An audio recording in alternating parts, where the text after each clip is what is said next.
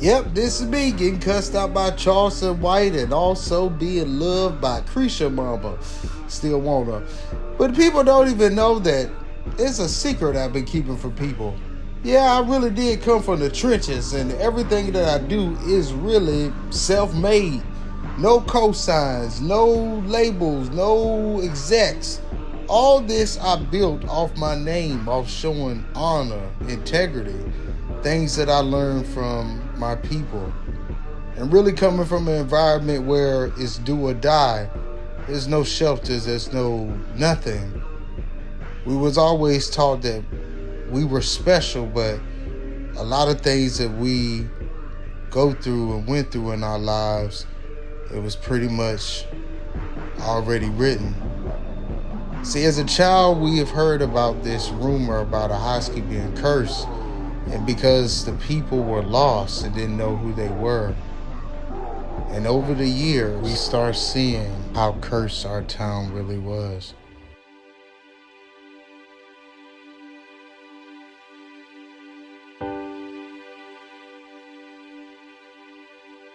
And oddly enough, everybody knew that if I make it out the hood, that I would be doing the things I'm doing now.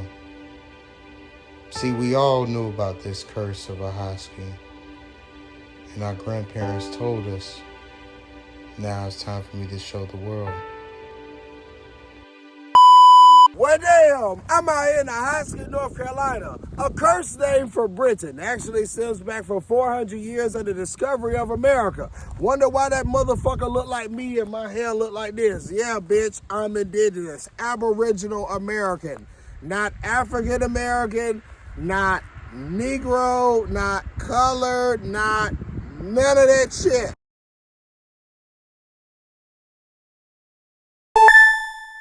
We're looking at and what we're talking about is the dominant groups in North Carolina and in the Southeast are the Iroquois people and the Algonquin people along the coast.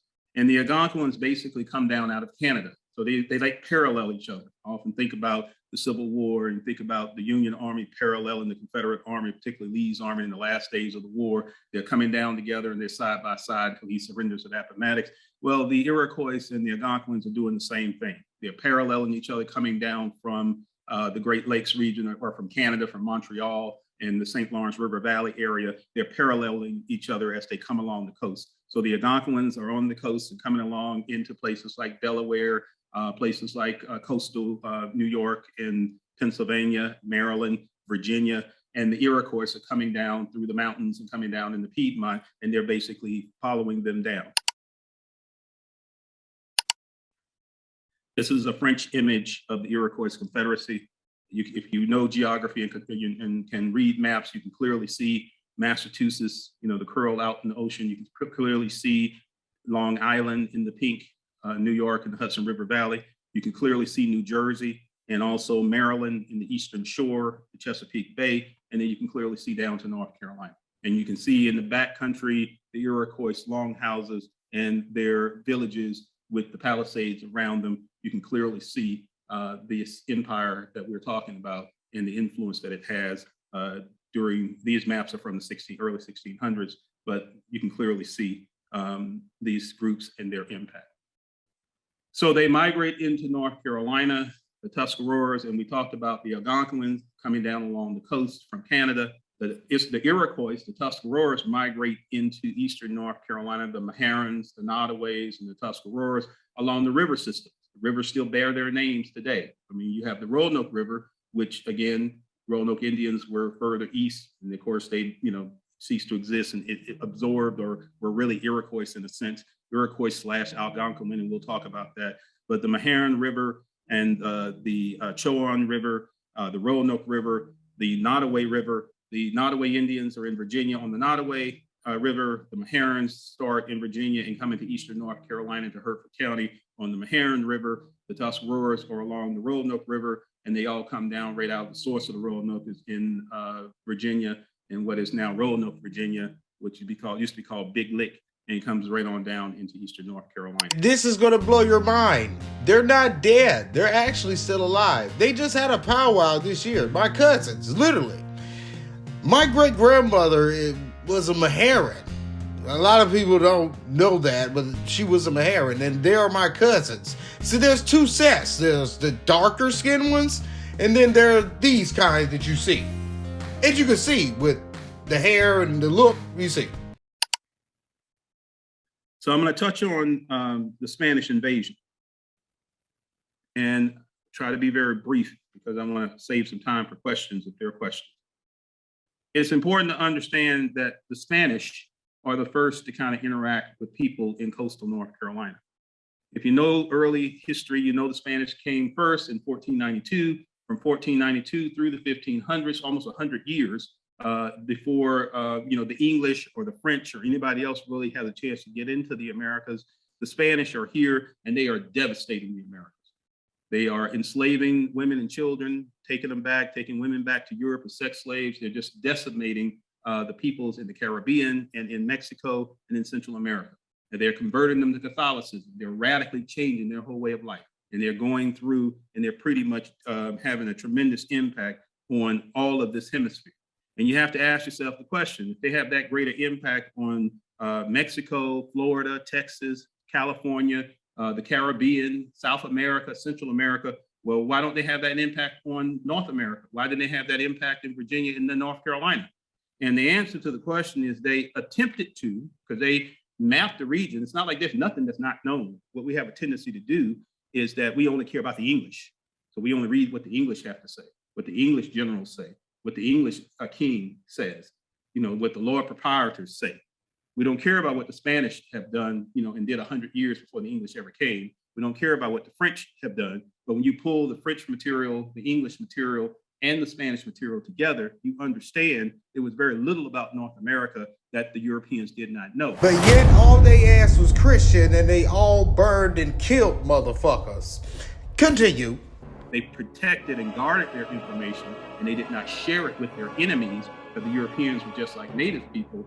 The English despised the Spanish and they did despise the English. And they also disliked the French and they disliked the Dutch and they disliked each other. So they weren't trying to share their information. But the Spanish made an effort to invade North Carolina and Virginia, and they failed. They explored the coast of North Carolina. They captured women and children and men, sold them into slavery, took them back to Europe or shipped them to the Caribbean. And they even went into the Chesapeake in what we call Jamestown, Virginia in 1607, right, for the English. In 1570, they go to Jamestown and they establish a mission, a Catholic church. And they attempt to Christianize the Powhatan, the Indians in that region. The Powhatans aren't very keen on being Christianized or colonized, and so they rise up against the Spanish. They burn the church, they kill the priests, and they eradicate these people from their community. Now, the worst thing you can do in Spanish society is to kill a religious person, kill a priest. And so the Spanish will come back and they will raid the area and they will kill everybody they see. Yeah, so literally thanks to my people, I'm the reason why you speak fucking English, or my descendants in Virginia and the Carolinas. You're welcome. They kill women, men, children, burn villages. They decimate that region and also into the interior of North Carolina in revenge for the destruction of that church. Then here are examples of what these attacks look like. Bartholomew was a Catholic priest who accompanied the conquistadors on their campaigns in Indian territories in the Americas. You can clearly see, if you've been looking at John White's drawings and you saw the Iroquois villages earlier, you can clearly see these are longhouses, right? Now, the Algonquin-speaking people and the Iroquois people had similar structures, but their structures were very different than the Creeks and the Cherokees and the Yamasees and the Catawbas. They had very different housing, very different structures. But the coastal Algonquins, who tended to be closely aligned with the Iroquois, they had the same kind of longhouses as the Iroquois had. And you can see in these drawings that were done in the 1500s by Bartholomew, you can see the impact that the Spaniards are having on these native people. They are burning their villages, they're attacking their people, they're killing their chiefs, they're taking their goods and stores of food. They are decimating Indian peoples in the region. And I will tell you, native people believe in an eye for an eye, and they believe in a blood feud. And if you believe that after you see and witness what the Spanish did to their people, during these campaigns in Virginia and in the Carolinas that they had any love for the Spanish and by default, any love for whites, then you need to understand that that's just not the case. So it's important to understand that not only do these Europeans have a negative impact spreading disease and decimating Indian communities and Indian villages, but they have a long lasting memory. They don't forget. They have a long memory of what these people have done and are doing to them, and they do not soon forget. This illustration is of Spaniards chopping the hands and feet off of Indians as they are attempting to terrorize the Indians and subdue them. And I was at the American Philosophical Society. I was a fellow at the American Philosophical Society in Philadelphia, and I was reading, listening to tape recorded interviews and reading transcripts of Tuscaroras, from 1918 and from the early 1930s. And one of the stories that they passed down from generation to generation to generation was a story about the handless maiden, this beautiful Indian girl who had no hands. And when I read the story, I just said, well, like the other stories, this is just a story, maybe to scare the young children and make sure they behave properly, until I saw these illustrations by Bartholomew and realized that the Spanish actually did chop the hands and the feet off of Indians to intimidate them and instill fear and terror in them. But what they do is they actually cause realignment, political realignment amongst the Indians in Virginia and in North Carolina. Oh no, it's about to get real fun. Don't you love Thanksgiving? Don't you love this shit? Now you're gonna find out why you speak English. Right? That is most of our history, it's English history. And we know about the failed attempts by the English to settle North Carolina in the 1580s. And so I'm going to touch on that a little and talk about the impact that that has. Because what I want you to understand is that not only through warfare is the population reduced, but also through disease, the populations of Native people in Southeast Virginia, Northeast North Carolina, the Albemarle region, they are reduced. They're constantly being reduced by these outbreaks of disease that are being spread and brought to the region by Europeans, and also just these violent clashes that they're having with the Europeans as they attempt to colonize and try to settle the region, okay? So we all know John White's famous drawings, great maps, detailed maps, just like the map I just showed you by the French. This map was drawn in 1584, 85 by John White, Ralph Lane. Detailed map of Eastern North Carolina. You see the Outer Banks, you see Roanoke Island, you see the Albemarle Sound, the Chowan River and the Roanoke River. You see the various native villages and the native nations that are there. They're documented on the map. So you have a pretty clear understanding of when the English arrived, what was there. And these are just four of the major groups, but at least four major groups were identified in the Albemarle region when they first came in and mapped the region.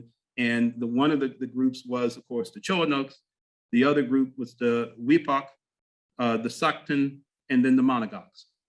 Now, the Monogoks on this map are going to be way to the west. You see the cluster of trees just kind of west and south of the Roanoke River. And if you look down on the screen sideways, you'll see Monogoks, right?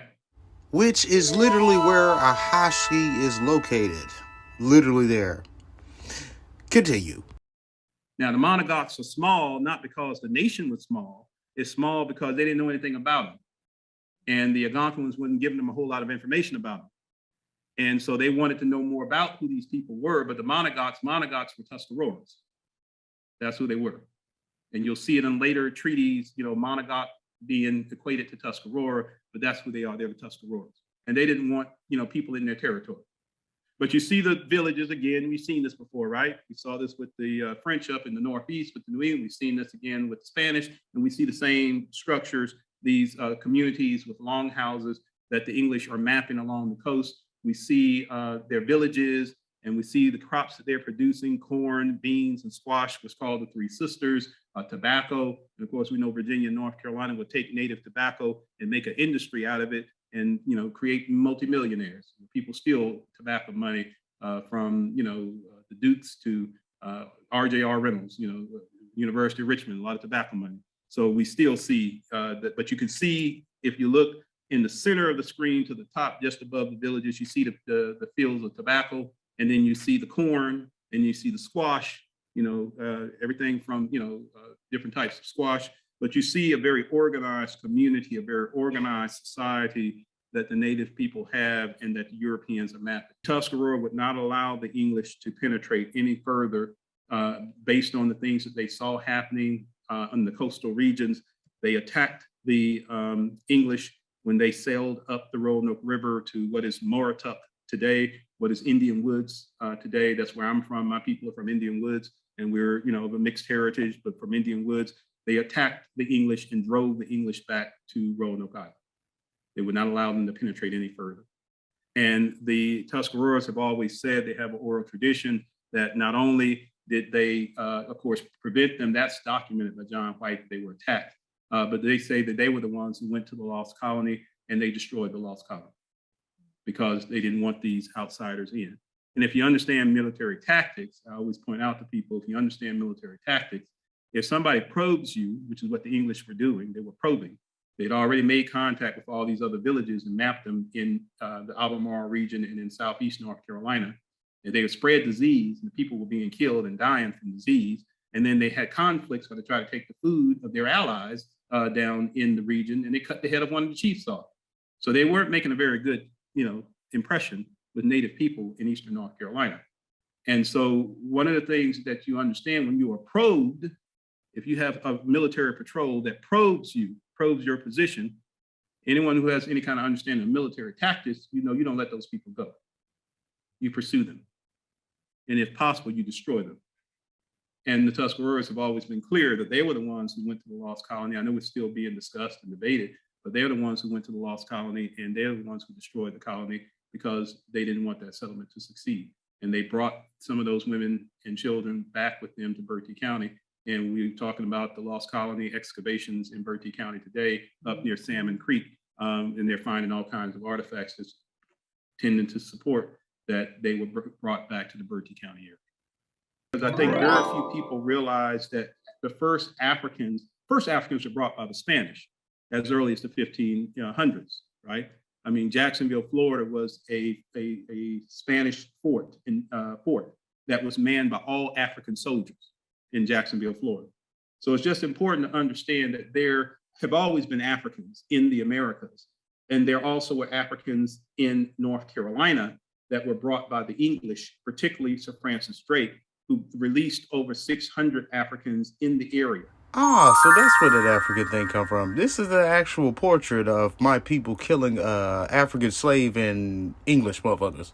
Know that this happened because this map illustrates, this is at Brown University, the original map is at Brown University. This map shows the English fleet coming across the Atlantic Ocean off the coast of North Africa, in the middle of the Atlantic Ocean, and then in the Caribbean. Hold on, wait. You just stated that England was in Morocco? Ain't that where the Moors from? Oh shit, this is why they have the feds on the head. Well damn, proving that y'all backstabbed our ass. This map shows the English fleet coming across the Atlantic Ocean off the coast of North Africa, in the middle of the Atlantic Ocean, and then in the Caribbean. And Drake's fleet, when it goes into the Caribbean, it's attacking Spanish islands and cities and seizing gold and silver, and then filling the ships that are part of that fleet with that gold and silver. And then he goes to Florida, and then he goes up to North Carolina. And basically he tells the Africans that they pick up in the Caribbean that if they will fight for England, he'll give them their freedom. And so many of these people, they take them, to Roanoke Island, and they release them. I'm gonna ask you some real shit. If America was its own nation, why would you take some shit that came from your damn people that you supposed to fought against and make a damn town cursing the damn people that helped your ass? When Congress passed the Act of 1871, it created a separate corporate government for the District of Columbia. This treasonous act allowed the District of Columbia to operate as a corporation outside the original Constitution of the United States and outside of the best interests of American citizens. A sobering study of the signed treaties and charters between Britain and the United States exposes a shocking truth. The United States has always been, and still is, a British Crown colony. King James I was famous not for just changing the Bible into the King James Version, but for signing the first Charter of Virginia in 1606. That charter granted America's British forefathers a license to settle and colonize America. The charter also guaranteed that future kings and queens of England would have sovereign authority over all the citizens and colonized land in America stolen from the Indians. Majesty, Melania and I are deeply grateful to you and Queen Camilla for your extraordinary graciousness. And to William and Kate, thank you so much. It's been so great being with you today. Thank you very much. Appreciate it. It's a singular privilege to be the first American president welcomed here. And if you think about it, it's a lot of presidents, and this was the second state visit, and that's the first, and maybe that's going to be the last time. I hope it is, actually. But this is truly one of the highest honors of my life. You gotta remember, the Indians were nice. They gave the plants and vegetables and land and shit. And in return, you motherfuckers enslaved them in the name of God and created what is now your fucking America. Congratulations. Maybe that's why Trump and the boys are trying to take away your history and burn all the plantations and shit. And also all of our areas where we are to be fucking nothing. Because literally this is your land. Verrazano in 1524 was probably the first European to sail the coast of North America. His map and account of his findings comprise the earliest description of the land and people of North Carolina. So the complexion of the Carolina Indians is black, not much different from that of the Ethiopians. Their hair is black and thick and not very long, tied back behind the head like a small tail. As for the physique of these men, they are well proportioned, of medium height, a little taller than we are. They have broad chest, strong arms, and the legs and the other parts of the body are well composed. Yeah. The fact of the matter is, 500 fucking years, you have been helping your own hell. Literally. Why would I give you reparations for some shit that's already yours? And your stupid ass uphold everything that I fucking created, but yet you want me to do right by you. Stupid. The reason why you have money is because I enslave you. The reason why you have churches is because I enslave you. The reason why you have all your shit that's in my name is because I enslave you in the name of God. Ain't that some shit? I thought thou shalt treat each other as you want to be treated. Well, obviously a motherfucker see you as nothing because you don't have no history, you don't have shit, but you do speak English, the King's language. Speaking of the King's language, the Magna Carta states that all of this shit is British territory to the death of King Charles IV. Guess who's the fucking King of England? King Charles IV. Well, damn. It makes sense of why motherfuckers got robots and all this whole ass shit and building super fucking prisons for my ass and indigenous people of all fucking shades of Americas. Well, all I can tell your stupid asses is you can keep praying, you can keep waiting, but this shit is about to go celestial, bitch. Robots, flying cars, all this shit. If that ain't no ET shit, I don't know what is. And your stupid ass still waiting for somebody to save you, the same savior that gave you that they enslaved you with. Motherfucking geniuses, boy, I gotta give it to them. But yeah, this is a cursed name, and all of our life we always knew that this town was cursed because our older people always told us these were indigenous lands. Yeah, goofy motherfuckers, I am the Aboriginal American, and your fucking masters cursed us, so I'm priceless. Thank you, dumbass. Yeah, I am motherfucking Aboriginal American, Iroquois, Tuscarora, motherfucking Indian. Indian, like my people in New Orleans. This proves that our ass was here before you pussy ass niggas got off the ship. This proves that we are the fucking Aboriginal people of America. Thank you, stupid motherfuckers. Celebrating 400 years of the discovery of America, and you got a motherfucker look like me. Wow. And my stupid ass people, they been turned into slaves, so I expect slaves to be fucking slaves. You love master shit, so fuck it. Die with master, because this shit about to go. If you don't know, America's is a fucking business. And my people were the stock of the fucking business. It's proven fact, because the stock market of what is now New York, what they call the stock exchange, Wall Street, my people were the first fucking stock. It started around 1711. Same time as the fucking Tuscarora fucking war happened here. Indians. After America declared its independence from Great Britain, the Treaty of 1783 was signed. That treaty specifically identifies the King of England as the Prince of the United States and contradicts the belief that America won the War of Independence. Although King George III of England gave up most of his claims over his American colonies, he kept his right to continue receiving payment for his business venture of colonizing America. If America had really won the War of Independence, they would never have agreed to pay debts and reparations to the King of England.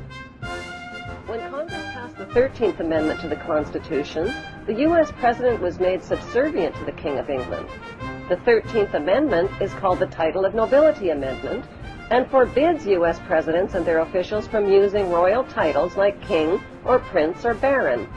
For some mysterious reason, the 13th Amendment, which was ratified in 1810, no longer appears on current copies of the Constitution. America's blood-soaked War of Independence against the British bankrupted America and turned its citizens into permanent debt slaves of the king. In the War of 1812, the British torched and burned to the ground the White House and all U.S. government buildings and destroyed ratification records of the U.S. Constitution.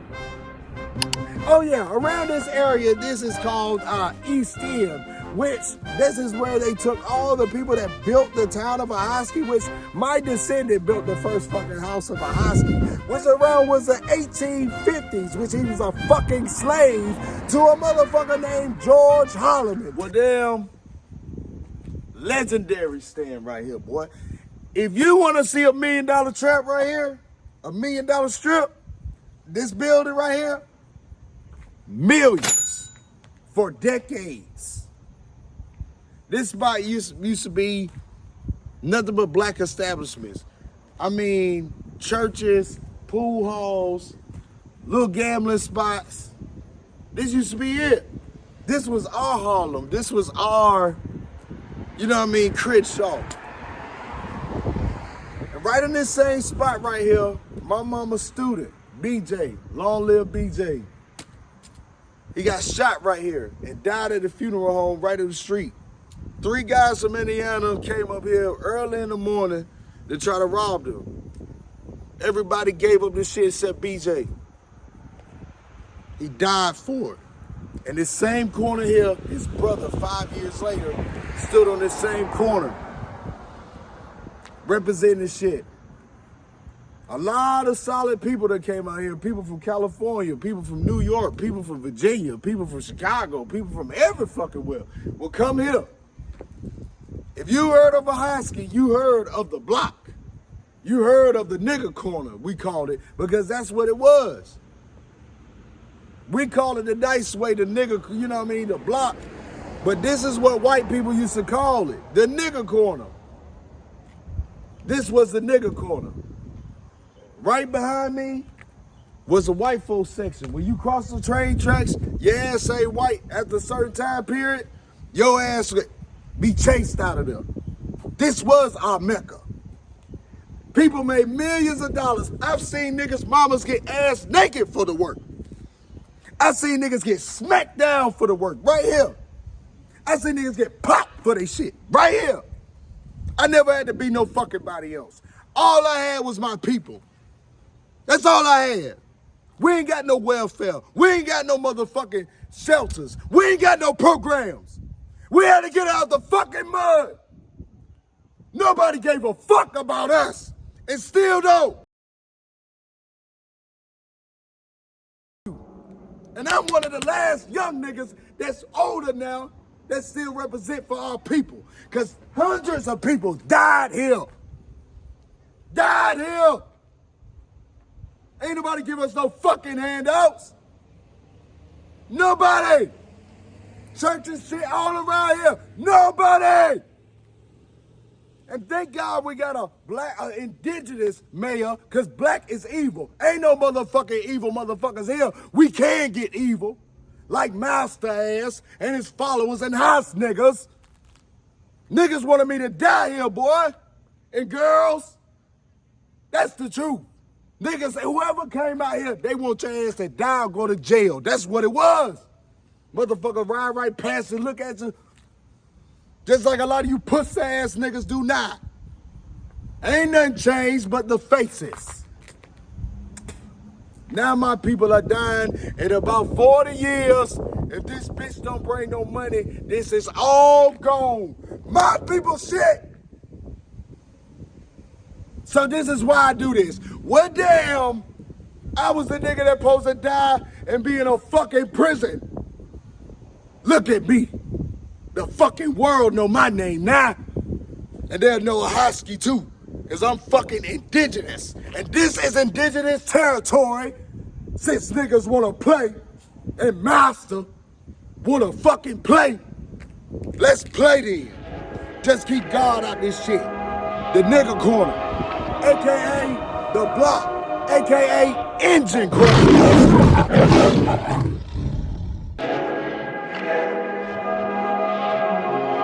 Say that again.